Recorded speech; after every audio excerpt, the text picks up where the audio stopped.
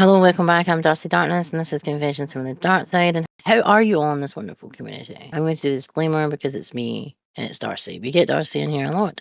We're full of so much adult content. Some of you may think this is necessary. Some of you think this isn't needed. If you are one of those people, then thanks for checking us out. But I'll say this only once. If you can't stand the hate, then get the fuck out of my kitchen. Now, for everyone else who likes what we have here, then regular scheduled programming will continue. Shall we get started in our ready? So, what are we covering today? I was looking at the new up and coming films that are coming up for the rest of the year in the horror community, and there's a few. This article came out on the 4th of July on gizmodo.com, and it's talking about the hottest horror movie of summer 2024 is The Silence of the Lambs. Now, another remake, you say, yeah. Hannibal was an amazing TV show that they cancelled, and it was one of the biggest shows on that network, and they still cancelled it on a fucking cliffhanger. Yes, still very, very mad about that, because that TV show had every episode was more in depth, and you found more and more and more about the actual backstory of not just Hannibal himself, but the before he was caught and everything like that. Also him as a therapist and everything like that. And Lawrence Fishburne was in that too, and he was really, really, really good. And even though the original Oscar-winning thriller,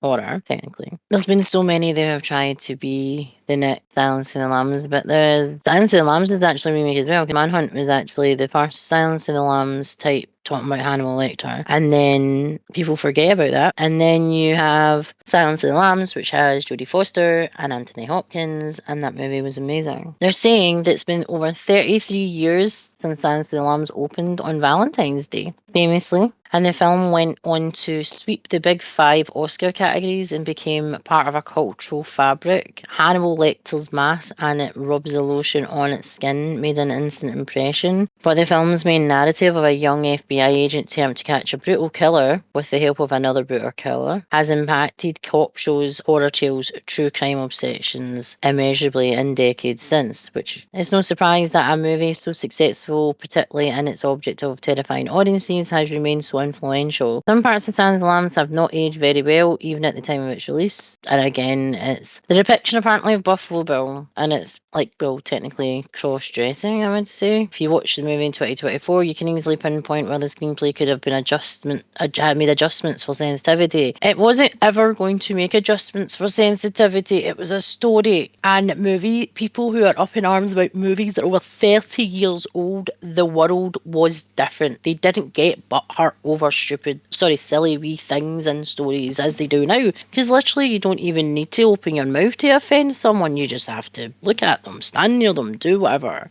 And people get butthurt. But anyway, Buffalo Bill was making a suit to be female. Whether he wanted to be female or he just liked to dress up in women's skin, it was a fetish. It was something he wanted. He obviously imagined himself as a woman, but he still liked being a man. Again, and I say this, complaint about this scene or a bunch of these scenes, it was based on a serial killer killing large ladies for their skin. Take that if you will. If you want to be offended by that, that's the story. That's the story is based on catching a killer who's skinning its victims. They didn't know what he was skinning them for at the start of the movie. So again, I bet he Blazing Saddles pisses people off. It's always going to be a movie that pisses people off. But they didn't give a fuck about sensitivity in the 90s. People didn't give a fuck about stuff like that. And the horror project that plucks threads from Silence of the Lambs is key on its central dynamic, not its problematic aspect. That includes 2 of the summer's most anticipated releases. Speaking to Empire, I'm sick of hearing this. M. Night distilled his new movie, Trap, into his elevator pitch. What if Silence of the Lambs happened at a Taylor Swift concert?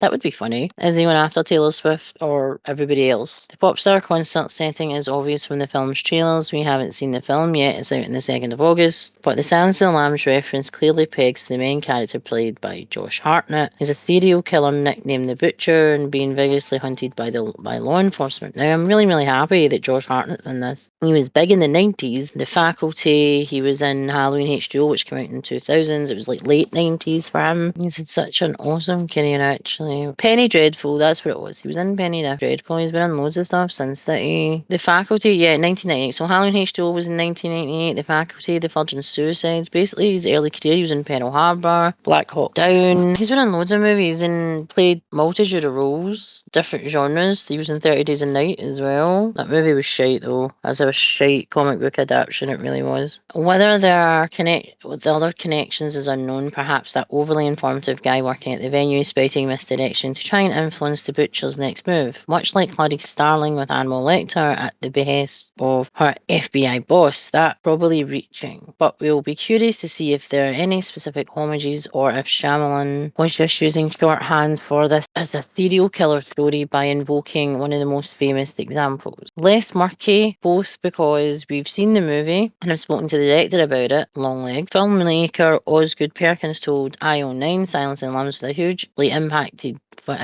movie for him personally, going back to when he first saw in theatres as a teenager, and that this latest movie has a deliberate one-for-one relationship with Lambs. They've seen the movie but they're not doing the review, so the parallels are both obvious and subtle. Longlegs is about a green but talented FBI agent singled out by her boss to help catch an elusive murderer whose methods are nightmarish as they are mysterious. It also takes place in the 1990s, a deliberate Lambs-inspired choice according to Perkins, and features certain stylistic choices and small but memorable plot points that Lambs fans will definitely pick up on. Longlegs, in the end, is very much its own movie, but knowing that it's also in conversation with Lambs makes it an even richer viewing experience. So he's used Silence of the Lambs as the backbone of his movie, basically, and says it's not about Silence of the Lambs, but it actually is. Okay. Silence of the Lambs has, over the years, inspired an array of more directly related media, drawn from Thomas Harris's hugely popular book series, but also buoyed by enduring appeal of the Jonathan Demme films. Hannibal Lecter is now something of a franchise with 5 movies, Lambs the same but different, Manhunter, Red Dragon, Hannibal and Hannibal Rising, and 2 TV shows. We all remember Hannibal, the short-lived Clarice series, exploring his unique blend of elegance and savagery. Like I said, it was one of the biggest HBO shows on that network, and they cancelled it, like they're doing with a bunch of other things right now. Cancelling everything, getting the hype and then cancelling it. Will they ever learn? It seems not. Some of those had their charms. Hannibals are still hoping for a Hannibal season 4 one of these days, don't we all? And Manhunt has a distinct Michael Mann sense of cool, as well as the intriguing positioning of having been released in 1986. Long before Silence caused a sensation, and Brian Cox was in the original Manhunt, he plays Hannibal Lecter. But it's even more rewarding to think that Silence of the Lambs infused itself not only into sequels and prequels and spin-offs, but the minds of creatives who are still trying to carry the message forward. Part of that message, of course, is that unimaginable evil can be found anywhere. A small town in West Virginia, a Taylor Swift, I think I'm going to call her that. Taylor Swift concert under perpetually grey Oregon skies. What could be more unnerving? The fact that you're going to subject us to a Taylor Swift type concert in a murder setting? Is she going to be the one who's getting hunted by any chance? Are you going to take out her fans? Longlegs is out in the 12th of July and Trap is out 2nd of August. So let's see some comments. It says, fire up and above, I feel like I'd be disappointed if Longlegs really is heavily inspired by Silence of the Lambs. We've seen a few movies and TV shows to recreate Lecter's villain and fail, and have little twists to the idea that fizzes out. I agree. Hell, even Anthony Hopkins himself went back to that well with Fracture. I kind of want this to be his own thing and see what glorious monster Cage create. Only just found out the director is Anthony Perkins' son, who in my honest opinion did a good job at directing Psycho 3. Haha, sorry but no, Psycho 3 was absolutely shite. Killer K, I first saw him in Lamb after its released and I was surprised how well it holds up even if it's been parodied and ripped off to death. Remember, it's getting butthurt by people 30 years later because of Buffalo Bill now, and they probably want to ban it because people are butthurt about us. It's the 21st century, you're going to fucking offend everyone. This article article is talking about apparently the hottest horror film that they think this summer is going to be in 2024 is basically Longlegs and Trap, because they pay homage to The Silence of the Lambs, which I said is actually a remake of Manhunt, the original film with Brian Cox in the 80s. Will it manage it? I'm not sure, but let's see what other movies are going to be out that apparently are going to be hot this year. I'm still not really... There's nothing that says, watch me, I'm going to be good, because of all the reboots, remakes, soft reboots and shit like that. So let's see. This is from Games Radar and it's published at the start of July. Let's see, the most exciting up and coming horror movies in 2024. Don't go along. Serious scares lie ahead in these new horror movies. No, when you see scary in movies today, it's never scary. And that's what we're lacking in the horror genre. Even the horror sci-fi genre and the fantasy genre, there's nothing out there that's scaring the shit out of people anymore. It's mostly laughable, and the way culture is today, where you can't do anything in case you offend someone. Heaven forbid. The up-and-coming horror movies heading to our screens over the next few months cover everything from franchise big hitters, the return of fan favourites. The return of fan favourites, no. Reboots of things that you want to destroy. Brand new titles vying to make their mark on the genre. And just what we want to see is the new titles and the new stories, more than everything else. Big horror names returning to director's chair, including M. Night Shyamalan. Never know if I'm saying his name right. I'm sorry if I'm not, but I do love your movies. With his new high-concept serial killer Trap, Fede Alvarez with Alien Romulus. We're all looking forward to that. And his terrifying entry into the massive ongoing series. And Robert Eggers with his long-awaited and star-laden adaptation of Nosferatu. There's also a rash of upcoming horror movies on the way to provide new fodder for existing fan bases. Ty West and Mia Goth are back to round off their hugely successful and much-loved X trilogy with Maxine with Triple X. Beetlejuice, Smile, and Terrifier are getting new sequels from the directors of the original installments, which is good. And remakes of The Crow. Speak No Evil, which I'm looking forward to. That's James McAvoy. Salem's Lot is getting yet another reboot. I roll because that movie has been rebooted more times than any other Stephen King ever. Just leave it as it is. The original movie was cheesy and cringy, but that's what Stephen King's movies were in the 70s and the 80s and the 90s and the 20th century. And the 21st. Nothing always change. They're just the special effects change.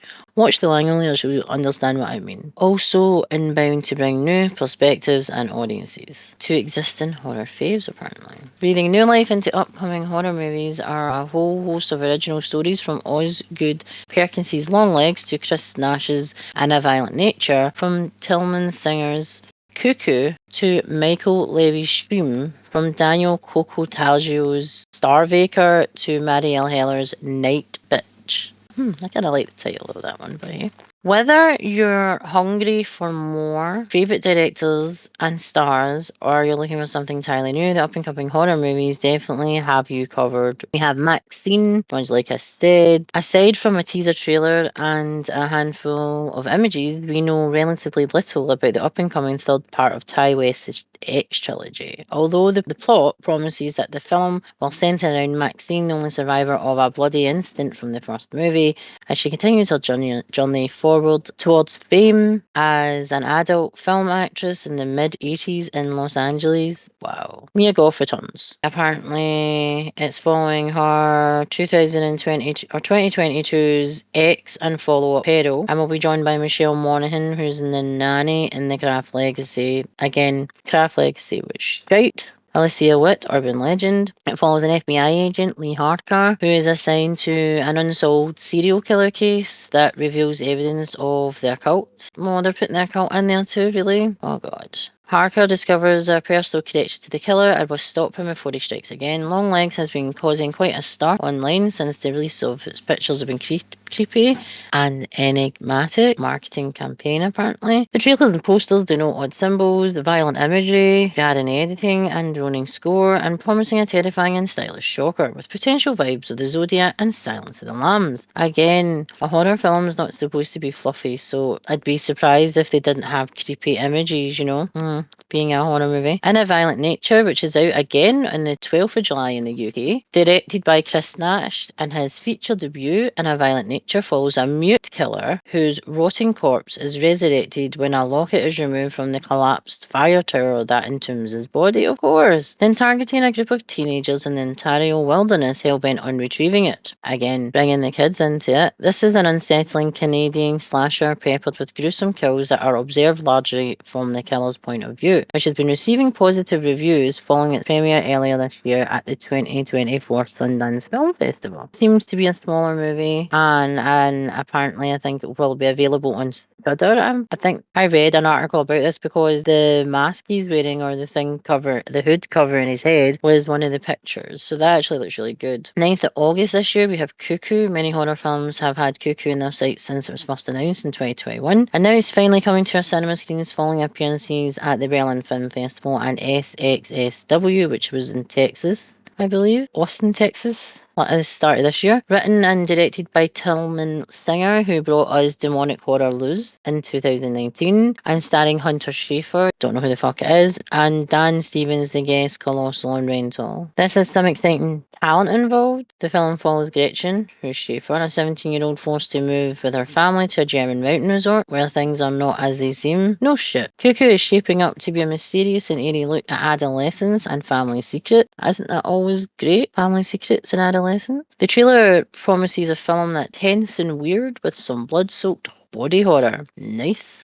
And genuine shocks on the cards too. So body horror, again, it's not for everybody, but technically body horror can be any horror film when you think about it, because it is the actual decomposition of bodies, whether it's zombies, vampires, or just you're a walking undead entity, basically. So it can be anything. This is one big deal on the horror calendar. I would say so too. It does. Alien Romulus. Now, everybody's been waiting for this film for a really long time. So it's out in the 16th of August, and it's probably the one film that I probably would go to the cinema to see. Sci-fi horror fans are in treat for this summer with a brand new film in the Alien franchise, directed by the prolific genre creator Fede Alvarez. Evil Dead Don't Breathe. This will be the first entry into the enduring Xenomorph canon since 2017's Alien Covenant, and the action will reportedly be a standalone story taking place directly after the events of Ridley Scott's 1979 original and before James Cameron's sequel Aliens. So it's basically in between those two amazing, epic and memorable movies from the Alien franchise. Excitingly, the effect team behind the terrifying extraterrestrials in Cameron's space action masterpiece is returning to create the aliens in Romulus. So the potential for the practical here. So basically a bit of nostalgia if they are because they actually are part of the SFX, which means you'll have a lot of nostalgia from most likely both movies, the first two movies, and obviously bringing that, because they're obviously trying to make it in between those films before anything else. So it's going to be nice to see and how they do it and how they adapt it to the 21st century. And although the film was originally slated as a Hulu exclusive, it's now looking like it will get a cinema release in mid-August, which again, very, very good.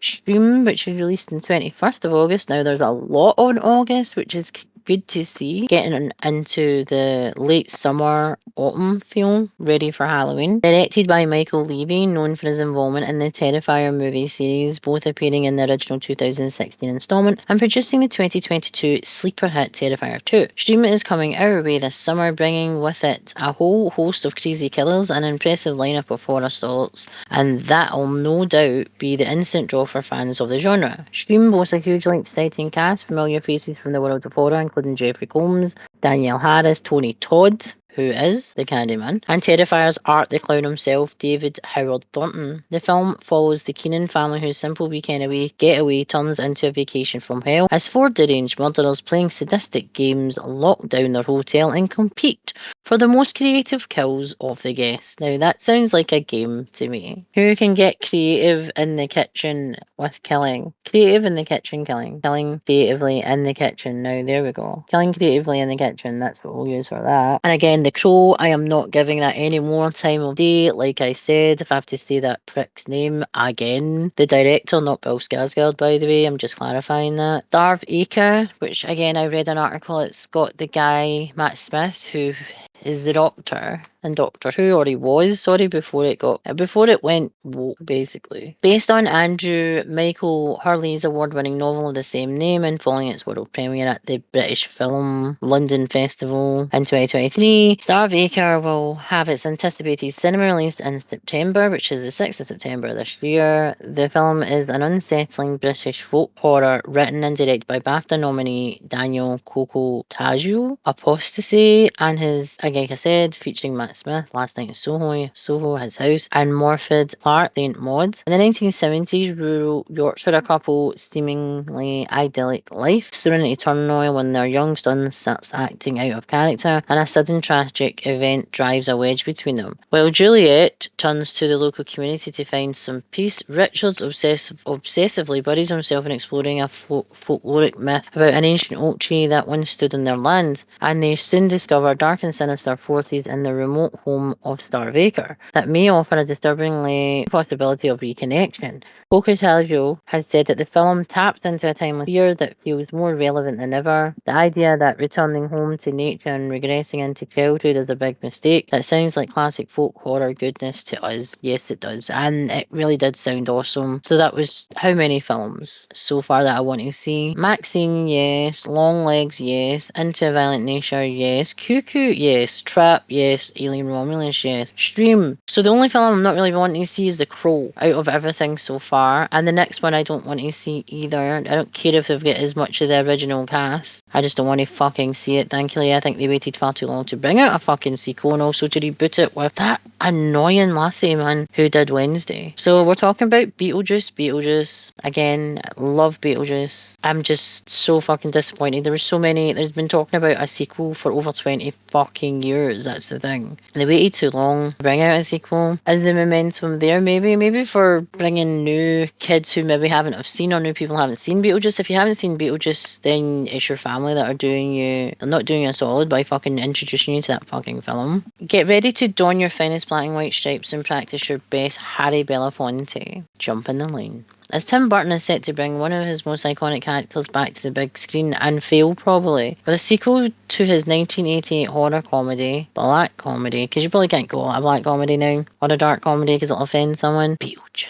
The stacked cast includes Michael Keaton, who's returning to the title role as the grotesque and hilarious bioexorcist. They couldn't have anyone else playing Beetlejuice, I've already said it. No, it would have to be him. But just because he's in it doesn't mean that it's going to be great, and it's Showtime. It really is not. It's not giving me Showtime vibes. He's returning as a title role. Winona Ryder and Catherine O'Hara will also reprising their parts for the original film, plus Jenna Ortega. Ugh. William Dafoe, very happy with that. Monica Bellucci and Justin Theroux. Not a whole lot is known yet about the specific story of the follow-up, but the audiences should expect distinctive Burton aesthetics, camp and kooky antics from offbeat characters, and hopefully at least one bizarre toe-tapping musical number. This should be a fun and creepy legacy to help us keep in the mood in the run-up to the spooky season. The makeup on Michael Keaton is already saddens me because I know he's got older, but looks weird. I'm going to say it right now. It just looks weird. There's a lot of things that SFX can do and special effects can do that could have made it look better. But hey, I already have a gripe about it because she's in it. I don't think she's a particularly good actress. I didn't like it in Wednesday. We've seen enough of Jenna Ortega and she needs to just fuck off. Speak No Evil is something that I again read an article for, and James McAvoy himself has been plugging this on his Instagram. I've noticed that about him.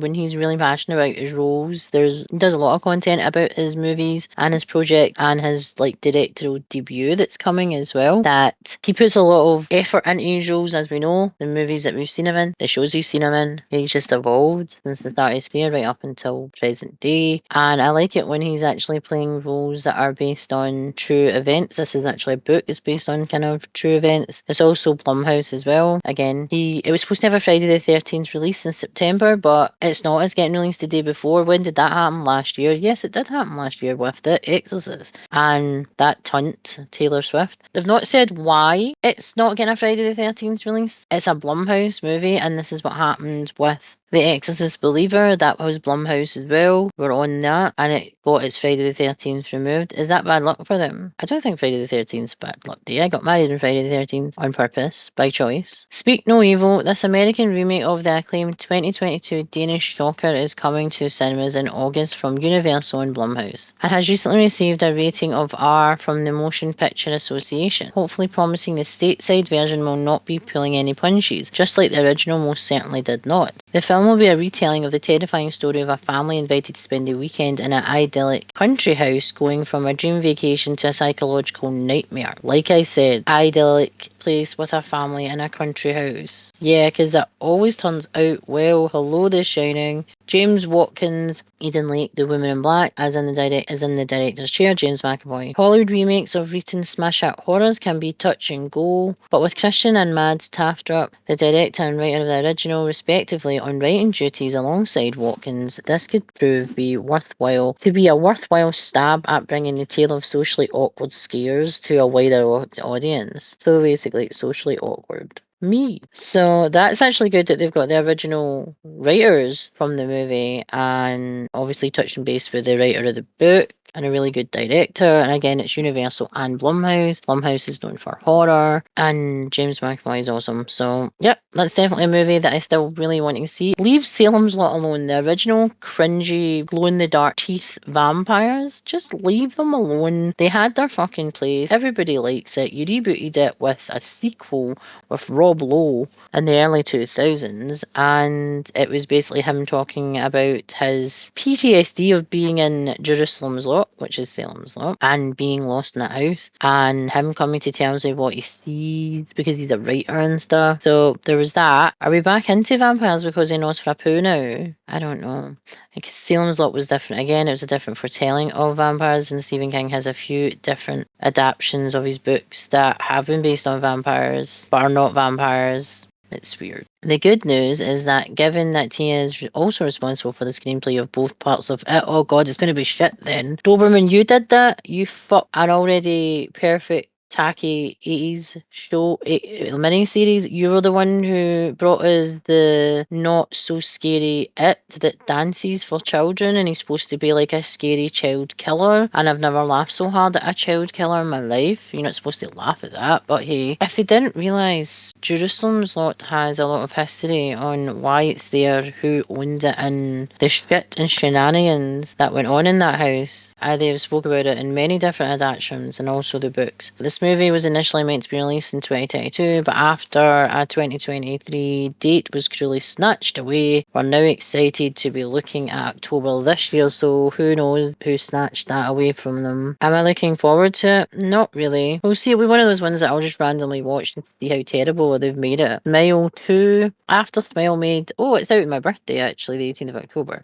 After Smile made an impressive 217 million worldwide in 2022. Now, we've said before that a lot of horror movies and psychological horror don't make big blockbusters or make tons of money. People expect that. As long as they stay within budget and they make their money back, that's usually okay to get an actual sequel. If it's actually made to have a sequel and be a franchise. Not all horror movies are, because it's maybe they know that they might not get, so they try and put as much into the story with endings rather than keep you hanging on, like lingering, like most films do. Because everybody wants a fucking sequel. No, we don't. We want a full fucking story without any ad-libbing and just fucking keeping us hanging on. Certain movies are good as sequels, not happen very often, but some movies having a sequel can make the original movie better. Again, it's to the writer at the end of the day, and if it's the fluidity between the actual original writer, if they keep them on, and the new writer, etc. So, as I said, it made $217 million worldwide in 2022. It was always likely that Paramount Pictures and Temple Hill Entertainment would opt for a sequel, and after a fair amount of secrecy and teases,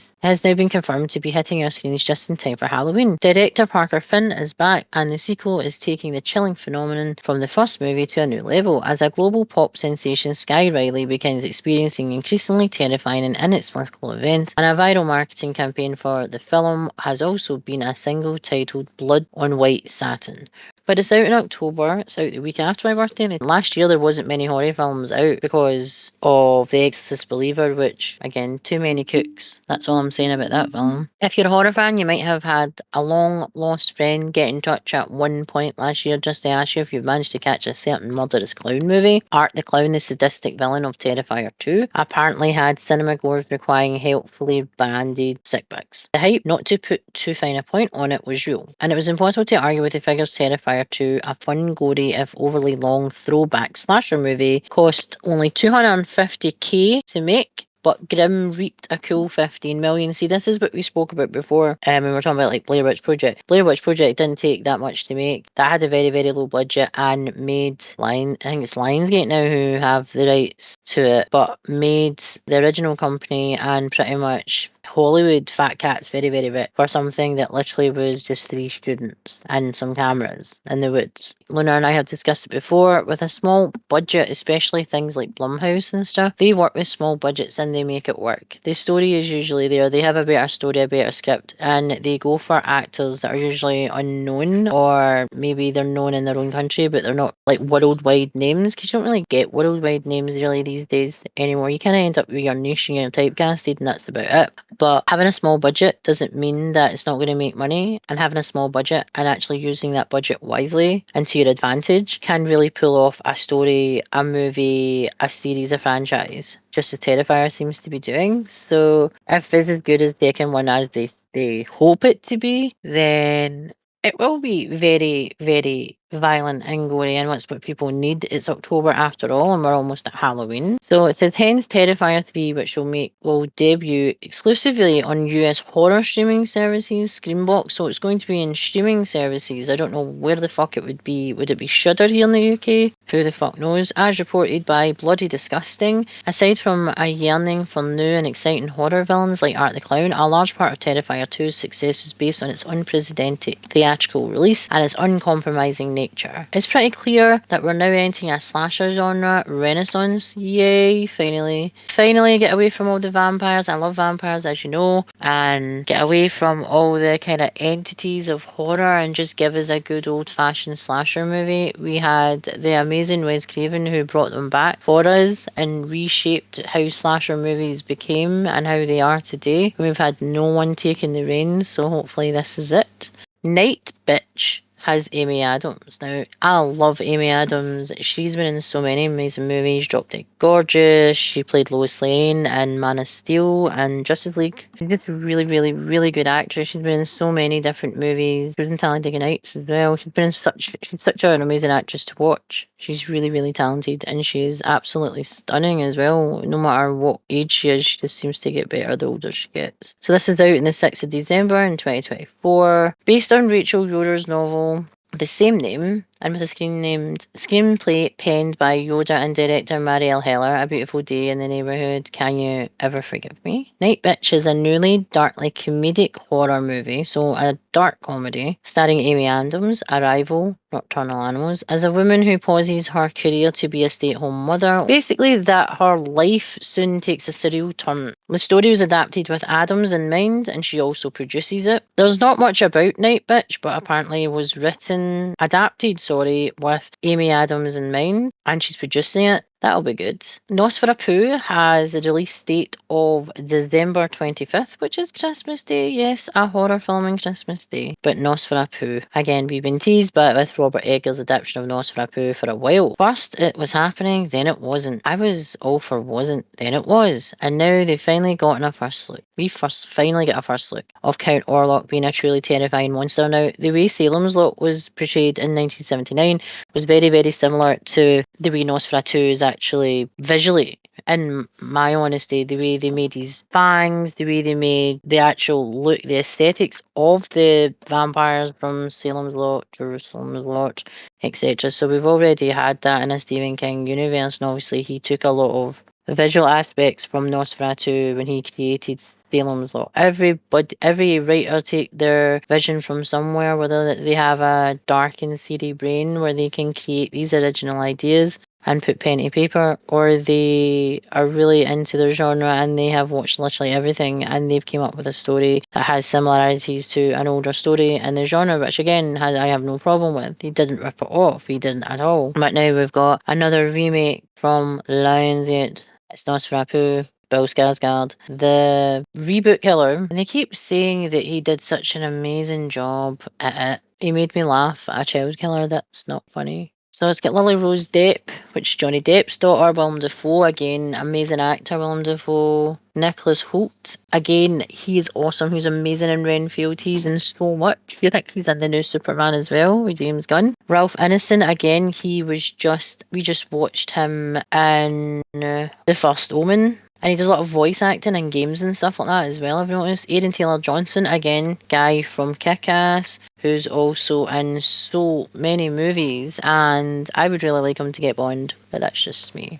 The Toxic Avenger is a very creepy looking Elijah Wood who looks a cross between Riff Raff from the Rocky Horror Show, from the picture I'm looking at right now, and also Danny DeVito's Penguin from Batman, which is a creepy image, but I'm looking at it right now, so you can look at it too. So apparently the release date is not to be confirmed, so heaven knows when it'll be out. Feels like a safe pair of hands for this retelling of the tale of the Toxic Avenger, a mutated anti-hero who wields a deadly mop. Here's hoping we get a revel in all the frenetic, jaw-ripping action sooner rather than later. I'm very happy about that.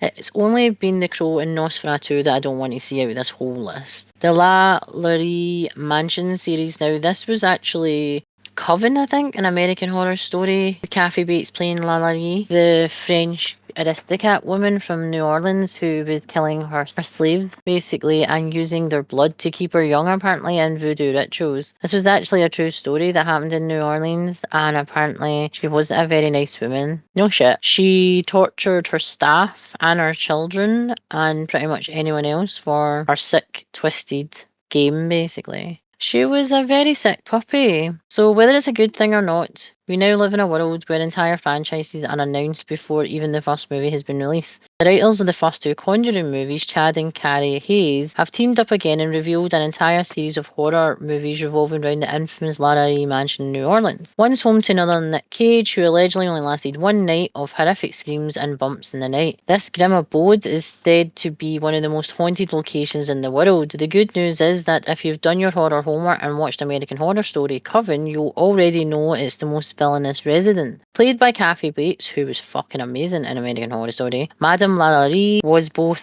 a New Orleans socialite and a horrific 19th century serial killer responsible for horrific torture, mutilation, and murder of a number of black slaves. Her secret was only revealed when a fire broke out in her mansion and firefighters discovered some of her barely alive victims in diabolical states, which you did see depicted in American Horror Story very well, might add, before the American Horror Story got incredibly shite. Not content with just one movie, the Hayes brothers are going to tell multiple stories of the mansion throughout history, which is nice, from its horrific beginnings all the way to modern day times. Plus, they're considering writing some of it from inside the house. We love writing films in which we get to tell true stories, incorporating moments that people can look up and discover did in fact happen. They announced in a press release with the Laurie house, we get to do exactly that. There is a wealth of documentation of a very dark and frightening past of true event, no shit. Not to mention that after spending some time there, what we personally experienced was truly unnerving. We haven't been this excited about a project since The Conjuring. So again, I'm really looking forward to that because I actually really liked that storyline in Coven. That was the best part of Coven, I would say. But Kathy Bates, it's incredibly difficult to beat a storyline with her in it because she is just iconic in horror. Misery, for fuck's sake. Dolores Claiborne, she's brilliant. Absolutely brilliant. Being deranged mentalist. She just pulls that off incredibly well. She's probably a really nice woman in real life. And I'm like, she's a mentalist. You've got Azrael. Again, it's going to be released in the UK, but it's to be confirmed. A new action-packed post-apocalyptic movie starring horror darling Samara Weaving, mayhem babysitter, Ready or Not, and Scream. Many years following the apocalypse, a devout cult of mute zealots, hunts down a young woman, Azrael, who has escaped her imprisonment. Oh, for shame. Recaptured by its ruthless leaders, Azrael is to be sacrificed to pacify an ancient evil that resides deep within the surrounding wilderness. And she's named after an angel as well. But she'll stop at nothing to ensure her own survival. And what follows, Azrael makes a savage bid for freedom as her escape accelerates towards a vicious, revengeful, fueled showdown. Is it really? The film also features an impressive genre-leaning support cast. Like I said, there is 1, 2, 3, 4, 5, 6.